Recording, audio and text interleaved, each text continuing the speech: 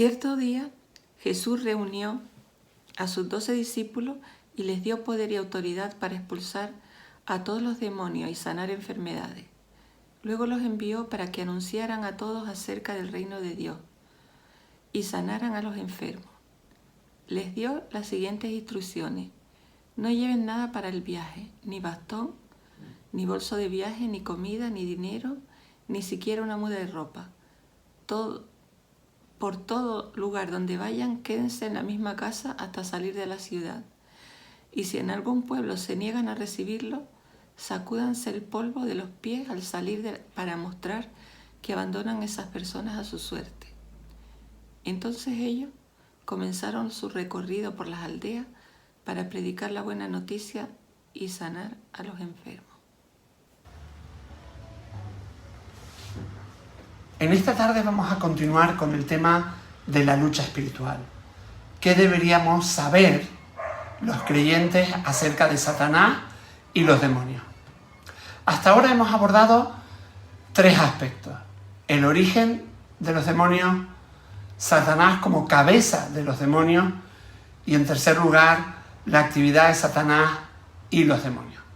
Y estamos en medio del cuarto aspecto que vamos a tratar, o que estamos tratando en este tema, que es nuestra relación con los demonios.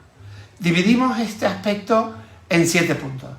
El primero fue responder la pregunta: ¿están hoy los demonios activos en el mundo? En el segundo vimos que no todo mal y pecado procede de Satanás y de los demonios, pero sí algo. Y el tercero respondimos las preguntas: ¿puede un cristiano estar poseído por un demonio? El cuarto vimos cómo se puede reconocer la influencia demoníaca. El quinto, que es el que vamos a tratar en esta tarde, es que Jesús da a todos los creyentes autoridad para reprender a los demonios. El sexto, pues el uso apropiado de la autoridad espiritual del creyente en el ministerio a otras personas.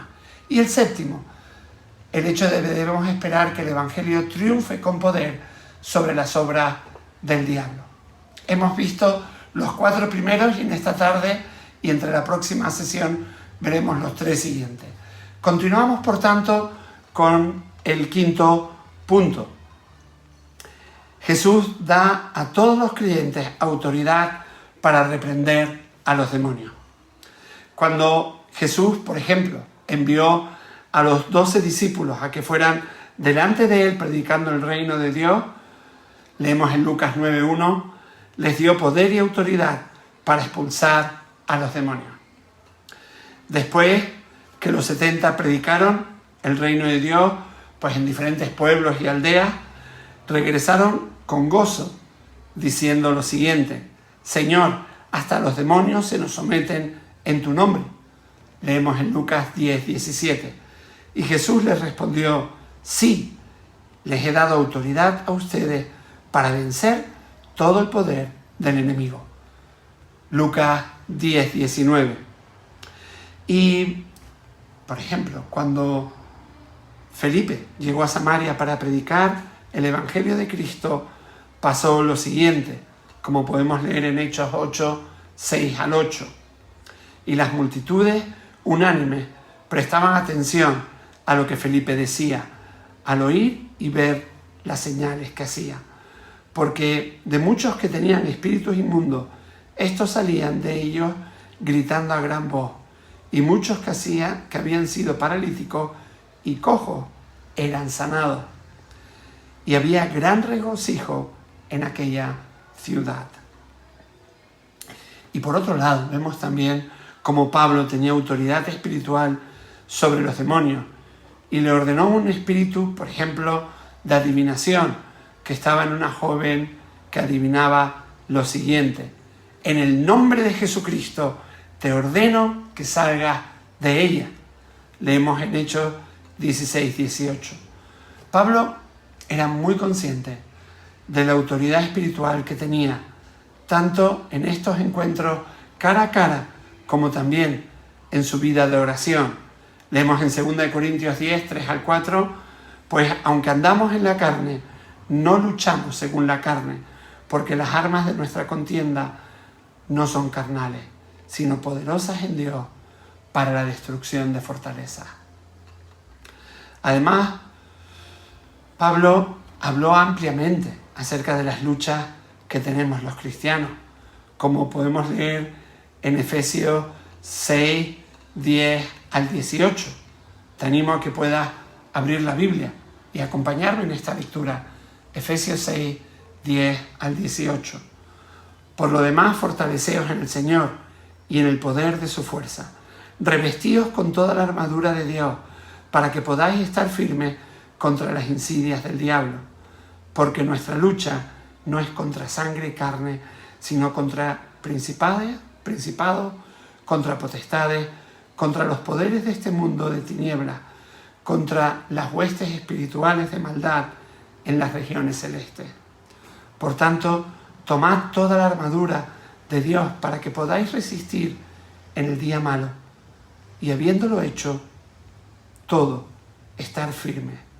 Estad pues firmes, ceñida vuestra cintura con la verdad, revestíos con la coraza de la justicia y calzaos los pies con el apresto del Evangelio de la paz. En todo, tomando el escudo de la fe, con el que podréis apagar todos los dardos encendidos del maligno. Tomad también el yelmo de la salvación y la espada del Espíritu, que es la palabra de Dios. Con toda oración y súplica, orad en todo tiempo en el Espíritu, y así velad con toda perseverancia y súplica por todos los santos. También Santiago habla de esta realidad diciendo lo siguiente: resistan al diablo y él huirá de ustedes. Santiago 4:7. Pedro tampoco se queda al margen de esta realidad y les escribe a las iglesias de Asia Menor en su primera carta lo siguiente: sed de espíritu sobrio, estad alerta, vuestro adversario el diablo anda al acecho como león rugiente, buscando a quien devorar. Pero resistidle, firmes en la fe, sabiendo que las mismas experiencias de sufrimiento se van cumpliendo en vuestros hermanos en todo el mundo. Y después de que hayáis sufrido un poco de tiempo, el Dios de toda gracia, que os llamó a su gloria eterna en Cristo, Él mismo os perfeccionará, afirmará, fortalecerá y establecerá. A Él sea el dominio por los siglos de los siglos. Amén. Primera de Pedro 5, 8 al 9. Quizás algunos, al leer Judas 9, podría entender que su autor aquí está enseñando que los cristianos no deberíamos mandar ni reprender a los espíritus malignos.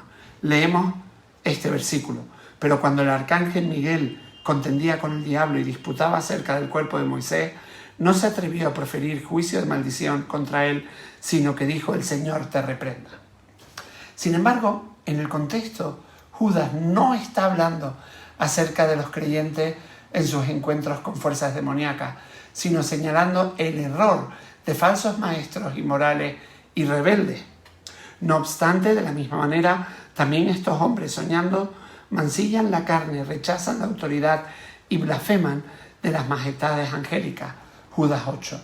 La idea aquí es que, basados en su propia autoridad, dicen neciamente palabras blasfemas en contra de los seres angelicales, ya sean angélicos o demoníacos. La referencia a Miguel es solo para mostrar que la criatura angelical más fuerte, por poderosa que fuera, no se atreve a ir más allá de los límites de la autoridad que Dios le había dado. Los falsos maestros, sin embargo, se han pasado con muchos pueblos de sus límites y muestran su necedad cuando maldicen todo lo que no entienden. Versículo 10. Por tanto, la lección de este versículo es sencilla: no trates de ir más allá de la autoridad que Dios te ha dado. Cuando vemos Judas 9 de esta manera, la única pregunta que surge de este versículo para el cristiano es: ¿qué autoridad entonces nos ha dado Dios sobre las fuerzas demoníacas? Y el resto del Nuevo Testamento nos habla claramente sobre eso en varios lugares, no solamente acerca de Jesús o de los apóstoles, sino también de aquellos 70 discípulos que fueron enviados, Pablo, Felipe, que no era un apóstol, pues recibieron autoridad sobre los demonios de parte del Señor, de Jesucristo, como leíamos anteriormente. Por tanto, Judas 9 no puede significar que sea erróneo que los creyentes reprendan o den órdenes a los demonios, ni que únicamente lo pueden hacer los apóstoles.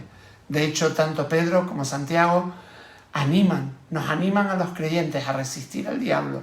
Y Pablo anima a los creyentes en general a que se vistan con la armadura espiritual y se preparen para la guerra espiritual. A que nos vistamos con la armadura espiritual y que nos preparemos para la guerra espiritual. Antes de examinar en detalle cómo funciona en la práctica pues la autoridad espiritual, es importante que reconozcamos primeramente que la obra de Cristo en la cruz es la base suprema de nuestra autoridad sobre los demonios. Aunque Cristo ganó una victoria sobre Satanás en el desierto, las epístolas del Nuevo Testamento apuntan muy claramente a la cruz como el momento en el que Satanás quedó derrotado definitivamente. Leemos en Hebreos 2, 14 y 15 lo siguiente: así que por cuanto los hijos participan de carne y sangre, él igualmente participó también de lo mismo, para anular mediante la muerte el poder de aquel que tenía el poder de la muerte, es decir, el diablo, y librar a los que por el temor a la muerte estaban sujetos a la esclavitud durante toda la vida. En la cruz, Dios desarmó a los poderes y a las potestades y por medio de Cristo los humilló en público al exhibirlos en su desfile triunfal. Leemos en Colosenses 2:15. Por tanto, Satanás odia la cruz de Cristo, porque allí fue derrotado decisivamente para siempre. Debido a que la sangre de Cristo habla claramente de su muerte, leemos en Apocalipsis de los que vencen a Satanás mediante la sangre de Cristo durante su conflicto en este mundo. Ellos lo vencieron por medio de la sangre del Cordero y por la palabra del testimonio de ellos, y no amaron sus vidas, llegando hasta sufrir la muerte. Apocalipsis 12:11. Debido a la muerte de Cristo en la cruz, nuestros pecados están completamente perdonados y Satanás ya no tiene ningún derecho de autoridad sobre nosotros, ninguno. En segundo lugar, es importante ser consciente que el hecho de ser parte de la familia de Dios, de ser hijos de Dios, es la posición espiritual firme desde la que partimos en la guerra espiritual. Pablo dice a todos los creyentes en Gálatas 3:26, todos ustedes son hijos de Dios mediante la fe en Cristo Jesús. Cuando Satanás viene a atacarnos, está atacando a uno de los hijos de Dios, a un miembro de la familia de Dios. Esta verdad pues nos da autoridad para poder tener toda la tranquilidad, entrar en guerra con éxito en contra de él y derrotarlo. Si nosotros como creyentes encontramos que es apropiado decir una palabra de reprensión a un demonio, es importante que recordemos que no tenemos que temer a los demonios. Aunque Satanás y los demonios tienen mucho menos poder que el poder del Espíritu Santo que mora en nosotros, una de las tácticas de Satanás es intentar precisamente meternos miedo. En vez de ceder a ese temor, como creyentes debemos recordarnos a nosotros mismos las verdades de las Escrituras, las cuales nos dicen, por ejemplo, en 1 Juan 4:4, te animo a que abras la Biblia: ustedes, queridos hijos, son de Dios y han vencido a esos falsos profetas, porque el que está en ustedes es más poderoso que el que está en el mundo. O, por ejemplo, 2 de Timoteo 1:7, y Dios nos ha dado un espíritu, Dios no nos ha dado un espíritu de timidez, sino de poder, de amor y de dominio propio. También lo que Pablo les dice a los filipenses sobre sus relaciones con los oponentes humanos se puede también aplicar cuando enfrentamos oposición demoníaca al Evangelio. Pablo les dice que permanezcan firmes sin temor alguno a sus adversarios, lo cual es para ellos señal de destrucción. Para ustedes, en cambio, es señal de salvación, y esto proviene de Dios. Filipenses 1:28. Les dice también a los efesios que en su guerra espiritual deben de usar el escudo de la fe, con el cual deben apagar todas las flechas encendidas del maligno. Leemos en Efesios 6:16. Te animo a que puedas tener en cuenta estos versículos, a que puedas abrir la Biblia por ello, a que los puedas subrayar también para tenerlos claros. Porque precisamente esto es muy importante, puesto que lo opuesto al miedo es la fe en Dios. También les dice que sean valientes en su conflicto espiritual, de modo que habiéndose puesto toda la armadura de Dios, cuando llegue el día malo, puedan resistir hasta el fin con firmeza. Efesios 6:13. En sus conflictos con fuerzas espirituales hostiles, Pablo anima a sus lectores a que no tengan que huir en retirada o acobardarse por el temor, por el miedo, sino que deben de permanecer firmes, con osadía, sabiendo que sus armas y su armadura tienen el poder divino para derribar fortaleza. 2 Corintios 10:4. Podemos preguntar, sin embargo, oye, ¿por qué Dios quiere que los cristianos de alguna manera hablen directamente a los demonios que están perturbando a otra persona, para que Dios aleje a los demonios de esa persona? Simplemente orando. ¿Por qué hablarles si simplemente podemos orar por ellos? En cierto sentido, esto es similar a preguntarle por qué los cristianos tienen que hablar del Evangelio a otras personas en vez de simplemente orar y pedirle a Dios que revele el Evangelio directamente a esa persona. ¿O por qué tenemos nosotros que decirle palabras de ánimo a un cristiano que está desalentado, desanimado, en vez de solo orar y pedirle a Dios que anime directamente a esa persona?